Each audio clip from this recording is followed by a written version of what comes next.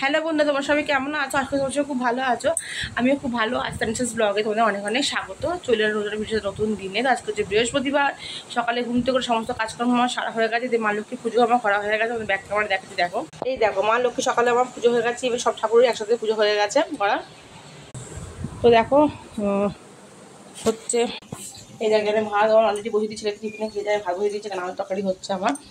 আর বিছানাটা আমার গোছানো হয়ে গেছে সকালে। এই দেখো বিছানাটা গুছিয়ে দেখি বিছানাকে সকাল জানতে কেমন দেবো কানবক্ষে জানাবে, নতুন দাদা পেরেছি বিছানায়। তো সেটা কেমন হচ্ছে দেবো কানবক্ষে জানাবে। তো চলো এখন রেডি করি। ছেলেটা টিফিন বানাবো হচ্ছে আলু তরকারি পরোটা। তো চলো ছেলেটা রেডি করি, তারপর সকালটা আসছে। তো ভাতটাকে উপর দিয়ে দিই। চলো কিছুক্ষণ ফিরে আসতে পারো।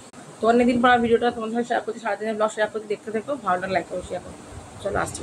তো দেখা যাচ্ছে খাবার রেডি করে খাবার বানিয়েছি পরোটা। দেখা যাচ্ছে শাশুড়ি লিখে দেখা বানিয়েছি পরোটা বানানো হয়ে গেছে। আর এখানে বানিয়েছি আলু তরকারি। তো এটা টিফিনে ছেলেটাকে দিয়ে দিয়েছি।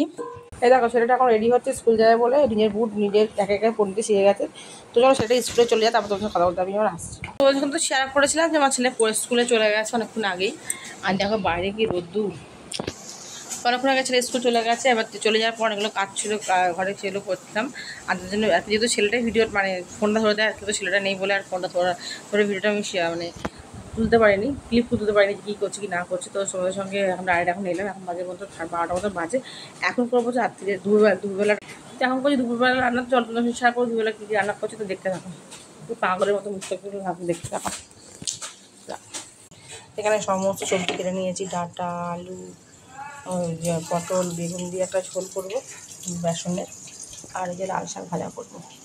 কড়াইতে একটু তেল দিয়ে আগে থেকে বেসনটা ভাজবো, সেই কারণে একটু তেলই দেবো, বেশি তেল দেবো না। একটু চোরা রান্না করে নিই।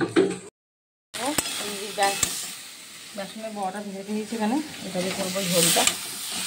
গরমকালে এই ঝোলটা খুব ভালো হয়, হালকা বাটলেই হবে। সেখানে ঝোলগুলো জিরে করে দিয়েছি, আর গোলমরিচ দিয়ে দেবো। তো সমস্ত সবজি দিয়ে অল্প দিয়ে দেবো।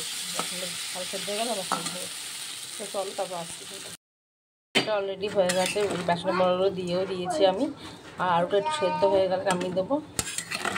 আর আসলে গোলমরিচ দিয়ে হয়ে যাবে। এই ঝোলটা আমাদের বাড়ি সবাই ভালোবাসে। তো আগে একবার শেয়ার করেছিলাম এই ভিডিওটা।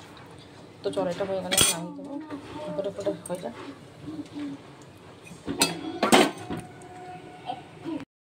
শেয়ার করলাম এটা রান্নার সিম্পল ভাত। এখানে এখন লাল শাক ভাজা করেছি, লাল শাক ভাজা। আর এখানে হচ্ছে ধরতে পারছি না, আর এখানে হচ্ছে সমস্ত সবজি দিয়ে সমস্ত সবজি দিয়ে একটা ঝোল, বা বেসনের বড়া দিয়ে একটা সমস্ত সবজি ঝোল করছি, শীত গরমের জন্য আদা জিরে দিয়ে। তো রান্নাবান্না কমপ্লিট হয়ে গেছে, তোমার শেয়ার করে নিয়েছি কী কী রান্নাবান্না করেছি। যে একটা আর সবজি দিয়ে একটা বড়া, সবজি দিয়ে বেসন দিয়ে বড়া দিয়ে একটা আঝা ঝোল মতন করেছি। ওটা খেতে সকলে ভালোবাসে, যেহেতু আর এই গরম যাবো ওই ঝোলটা বেস্ট। আমরা পাতি লেবু দিয়ে সেই ঝোলটা খাই, লেবু নিয়ে এসে। আর লাল শাক ভাজা করে তোর সঙ্গে সেটা শেয়ারও করেছি। তো চলো আজকে ভিডিওটা এত পর্যন্ত রাখলাম। সারাদিনে যেটুকুনি ভিডিও করে তোর সঙ্গে শেয়ার করেছি। ভালো লাইক করো, শেয়ার করে দিও, চ্যানেল সাবস্ক্রাইব করে দিও। তো চলো নেক্সট ভিডিও নিয়ে তাড়াতাড়ি আসবো।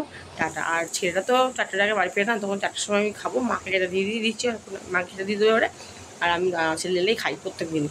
তো চলো টাটা, ভালো লাইক করো, শেয়ার করো, বাই।